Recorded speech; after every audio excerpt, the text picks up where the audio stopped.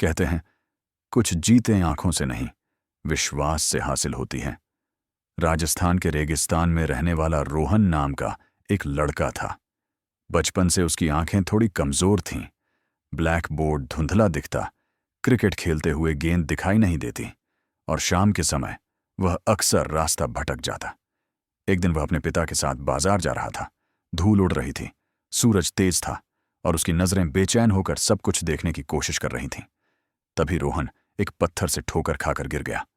लोग हंस पड़े, उसे शर्म आई, गुस्सा आया, सब कुछ धुंधला लगने लगा। वह बोला, पिताजी, मैं ठीक से देख क्यों नहीं पाता? सब कुछ मेरे लिए मुश्किल क्यों है? उसके पिता ने उसे उठाया, उसके माथे से धूल झाड़ी और बहुत शांत आवाज में कहा, बेटा, देखने वाले सभी जीतते नहीं। दुनिया में कई ऐसे लोग हैं जो सुनकर रास्ता ढूंढ लेते हैं, महसूस करके सच पहचान लेते हैं। याद रखो, अगर आंखें कमजोर हों तो कान और दिल को तेज बनाना पड़ता है, तभी आदमी अपने असली लक्ष्य को पहचानता है। यह बात रोहन के दिल में कहीं गहराई तक उतर गई।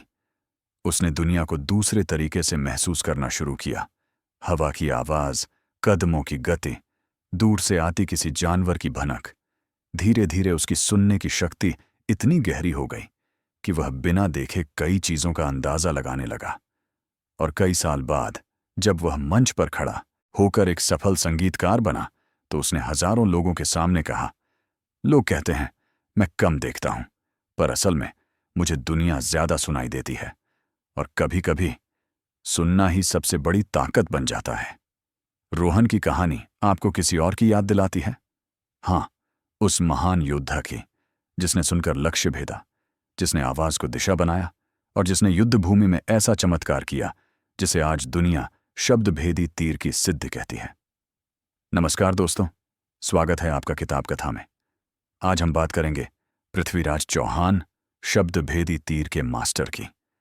यह कहानी किसी लेखक की नहीं, बल्कि उस प्रतिभा की है जिसे इतिहास शब्द भेदी तीर के जनक के रूप में याद करता है।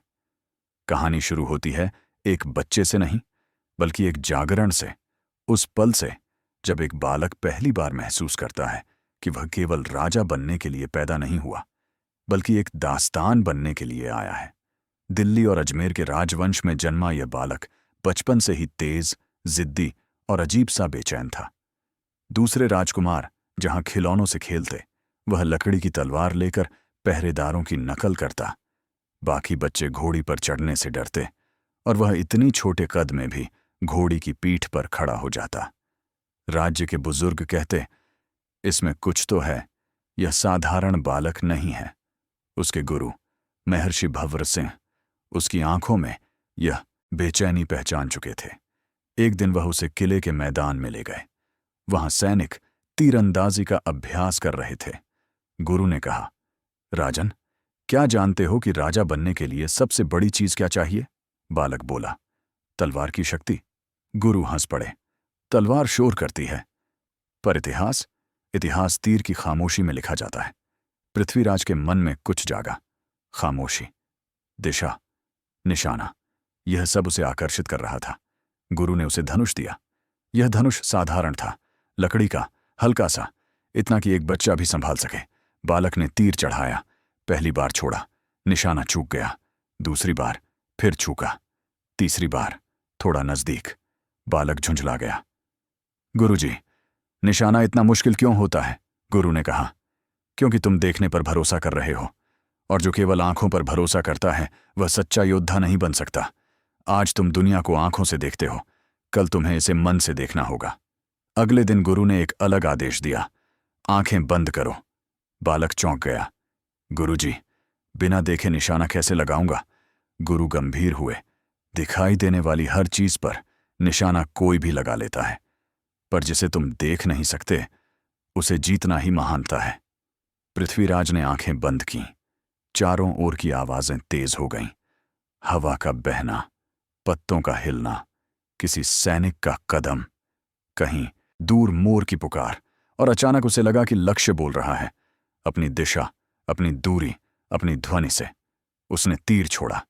पहली बार में तीर जाकर बिल्कुल लक्ष्य पर लगा। गुरु मुस्कुराए, यही है शब्द भेदी। यह सिर्फ कला नहीं, साधना है। उसी दिन इतिहास बदल गया। उसी पल से शब्दभेदी तीर का बीज बोया गया। अब पृथ्वीराज के कान हथियार बन चुके थे। उसने सुना कि हवा किस ओर से आ रही है, दूरी कितनी है, ध्वनि कितनी देर में लौटती है।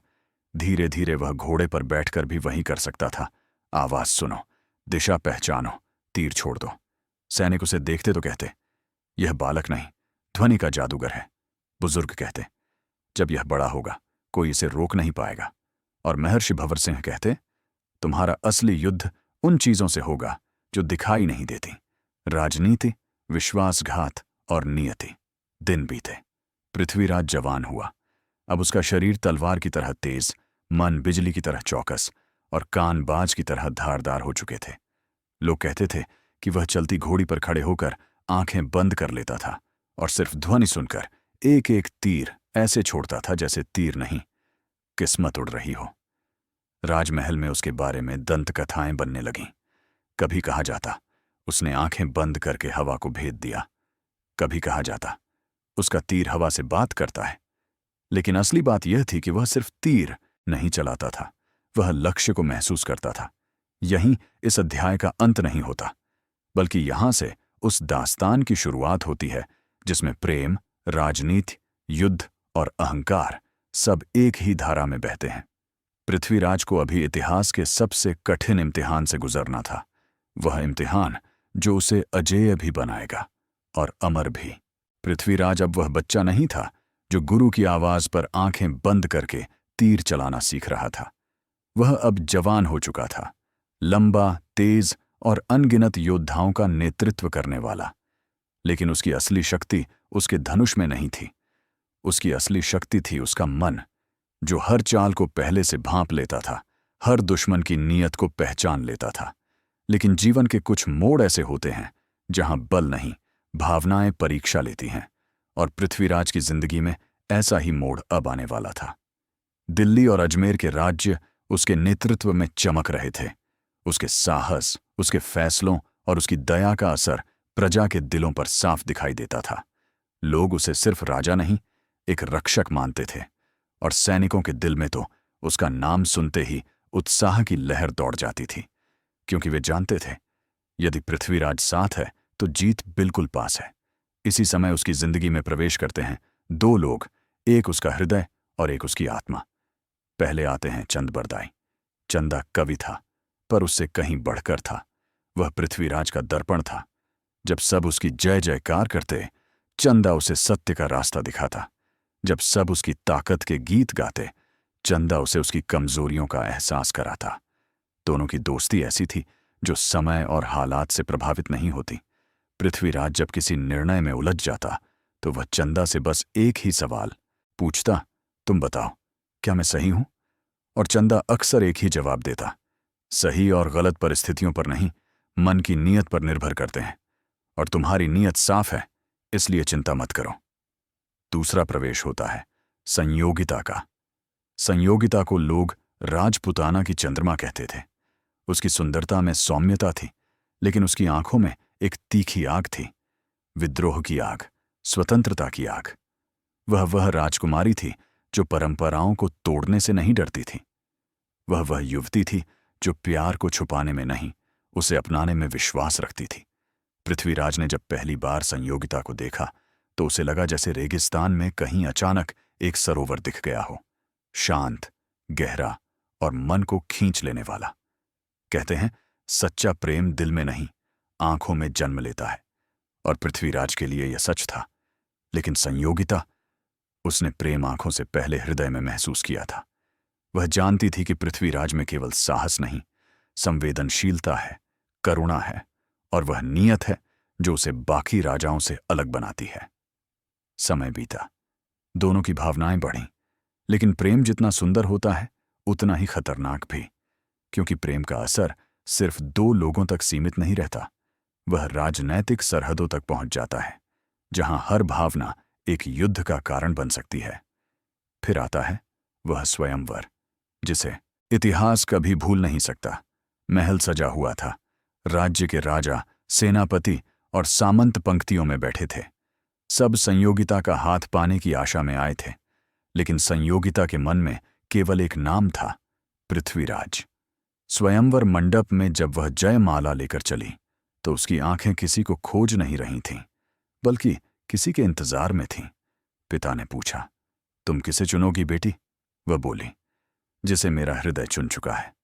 और फिर उसने सबकी ओर पीठ करके पृथ्वीराज का चित्र उठाया और उसे जयमाला पहना दी। कोई सोच भी नहीं सकता था कि एक युवती ऐसा साहस कर सकती है।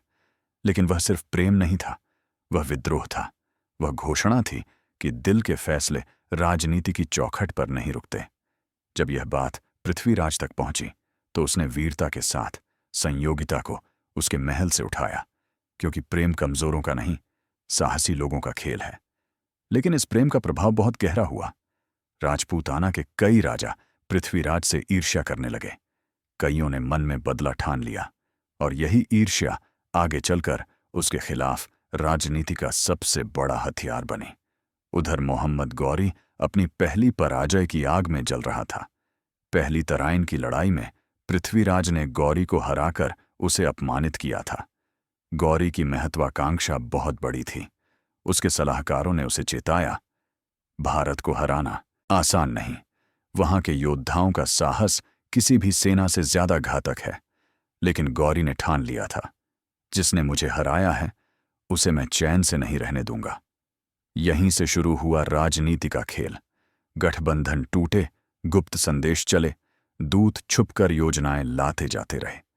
गौरी ने पृथ्वीराज के विरोधियों से हाथ मिला लिया। कई ऐसे लोग जिन्हें पृथ्वीराज ने कभी सम्मान दिया था, वह अब उसके खिलाफ खड़े हो गए। यह राजनीति के उस अंधेरे का दौर था जहां विश्वासघात को बुद्धिमत्ता कहा जाता था। और फिर आया वह दिन जब दूसरी तराइन की लड़ाई हुई। पहली लड़ाई की तरह यह आसान नहीं थी। हर तरफ धूल उड़ रही थी, घोड़े चिल्ला रहे थे, सैनिक गिर रहे थे। पृथ्वीराज बहादुरी से लड़ा, पर इस बार मैदान सिर्फ हथियारों से नहीं, षड्यंत्रों से नियंत्रित हो रहा था। अंततः वह पराजित हुआ।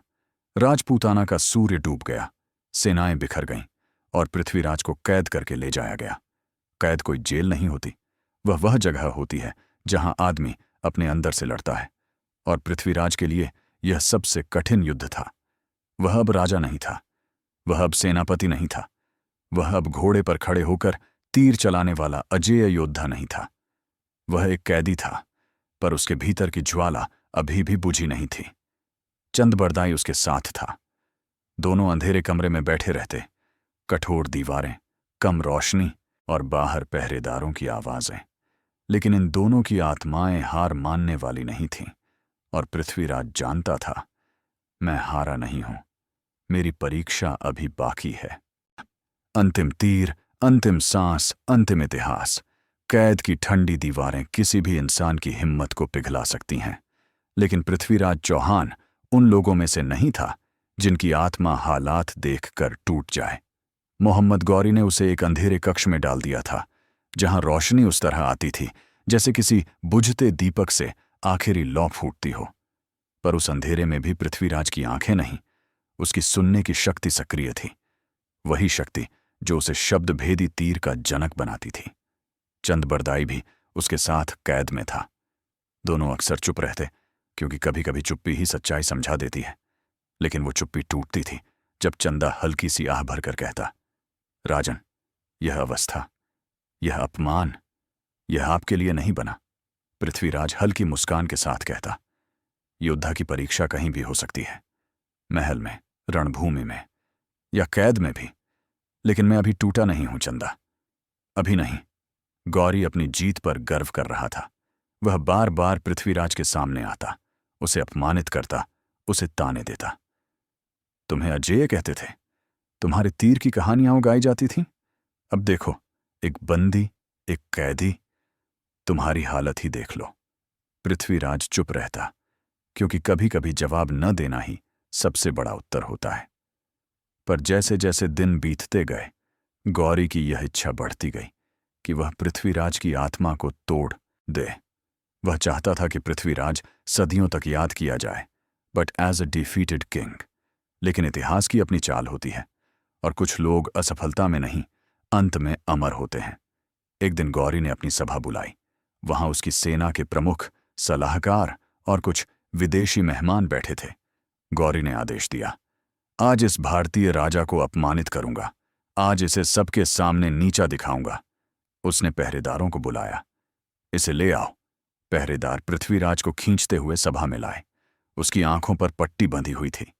गौरी ने हंसकर कहा, ओह, शब्दभेदी तीर का मास्टर, सुनकर निशाना लगाने वाला महान चौहान, आज तुम्हारे पास तीर भी है, धनुष भी है। चलाओ तीर, देखें कितना सच्चा है तुम्हारा कौशल। सभा हंसी से गूंजने लगी। पृथ्वीराज शांत खड़ा रहा। उसने सिर उठाया और उसकी आवाज में वह स्थिरता थी जो केवल उन लोगों में होती है जिन्होंने अपने जीवन की सच्ची परीक्षा दे दी होती है। गौरी, उसने कहा, तुमने मेरी आंखें छीन ली हैं, पर मेरी शक्ति नहीं। तुमने मुझे बंदी बनाया है, पर मेरी आत्मा नहीं। गौरी गुस्से में भर गया। बहुत बोलते हो, ठीक है, धनुष और तीर दो, देखते हैं तुम्हारी कथाएं सच हैं या बस हवा की बातें। धनुष और एक तीर पृथ्वीराज को दिया गया। उसकी उंगलियां हथियार को छूते ही जैसे जीवित हो उठीं। चंदबरदाई उसके बिल्कुल पास खड़ा था। उसकी आंखें नम थीं, पर दिल दृढ़ था। वह जानता था आज इतिहास का सबसे बड़ा सत्य सामने आने वाला था। गौरी ने व्यंग्य करते हुए कहा, चौहान, चलाओ, चलाओ अपना शब्दभेदी तीर। पृथ्वीराज ने धनुष पर तीर चढ़ाया। उसने गहरी सांस ली और फिर दुनिया जैसे शांत हो गई। हजारों लोगों की भीड़, सैनिकों की सरसराहट, धातु की खनक, सब धुंधला हो गया। उसे सिर्फ एक ही चीज सुनाई दे रही थी, गौरी की आवाज, गौरी का अहंकार, उसकी हंसी, उसके कदम, उसकी सांसें। चंदबरदाई धीरे से आगे बढ़ा। उसने अपने जीवन का सबसे महत्वपूर्ण वाक्य कहा, वह संकेत जो इतिहास में अमर हो गया। राजन, 3 गज पर, 17 हाथ ऊपर, जय हो। यह शब्द किसी मंत्र की तरह हवा में फैल गए। पृथ्वीराज के कानों ने केवल दिशा नहीं, ध्वनि की गहराई पकड़ी। तीर ने लगभग आदेश सुना और उसी क्षण उसने धनुष खींचा। अगले ही पल तीर छूटा। तीर ने हवा को नहीं चेरा, उसने भाग्य को चीर दिया। सभा में एक पल के लिए सब कुछ रुक गया। सभी आंखें उसी तीर की दिशा में अटकी थीं और फिर तीर जा लगा सीधा मोहम्मद गौरी के सीने में। गौरी का चेहरा पल भर के लिए जम गया। उसकी हंसी डर में बदल गई, उसका अहंकार चुप्पी में बदल गया। वह वहीं गिर पड़ा। वह तीर उसका अंत था। सभा स्तब्ध थी। सैनिक जड़ थे। किसी को विश्वास नहीं हुआ कि जिस कैदी को गौरी अपमानित करना चाहता था, वही कैदी उसका अंत लिख देगा। गौरी मर चुका था, लेकिन पृथ्वीराज की कहानी अभी खत्म नहीं हुई थी। पहरेदारों ने पृथ्वीराज पर हमला किया। कुछ ने उस पर झपटने की कोशिश की, लेकिन उसी पल चंदबरदाई उसकी ओर मुड़ा। उसने कहा, राजन, आपने अपना कर्तव्य पूरा कर दिया, अब मैं अपना निभाता हूं। कहते हैं 2 मित्र जब एक ही विचार में जीते हैं तो एक ही क्षण में मर भी सकते हैं। चंदबरदाई ने अपना खंजर निकाला और पृथ्वीराज ने उसकी ओर सिर झुका दिया। धन्यवाद चंदा, उसने कहा, आज तुमने मेरे तीर को अमर कर दिया। और दोनों ने वहीं सभा के बीच अपनी सांसों का अंत चुन लिया, क्योंकि योद्धाओं का अंत युद्ध से होता है, कैद में नहीं। कहते हैं उस दिन 2 शरीर गिरे, लेकिन एक दास्तान अमर हो गई। पृथ्वीराज की कथा किसी ताज की नहीं, किसी सिंहासन की नहीं। वह उस शक्ति की बात करती है जो देखने से नहीं, सुनने से पैदा होती है। उस साहस की बात करती है जो आंखों में नहीं, आत्मा में बसता है। और उस नीयत की बात करती है जो हर हाल में सत्य पर अडिग रहती है। आज भी जब कोई बच्चा अपने भीतर कमी महसूस करता है, कोई योद्धा अपने मन का विश्वास खोता है, या कोई इंसान किसी से कहता है मुझे रास्ता नहीं दिख रहा, तो इतिहास धीरे से जवाब देता है, रास्ता देखने से नहीं, महसूस करने से मिलता है। और तभी पृथ्वीराज का नाम हवा में गूंजता है। वह राजा जिसने आंखें बंद करके दुनिया को जीत लिया। अगर आपको ये कहानी पसंद आई हो तो चैनल किताब कथा को जरूर सब्सक्राइब करें, ताकि अगली किताब की कहानी सबसे पहले आप तक पहुंचे।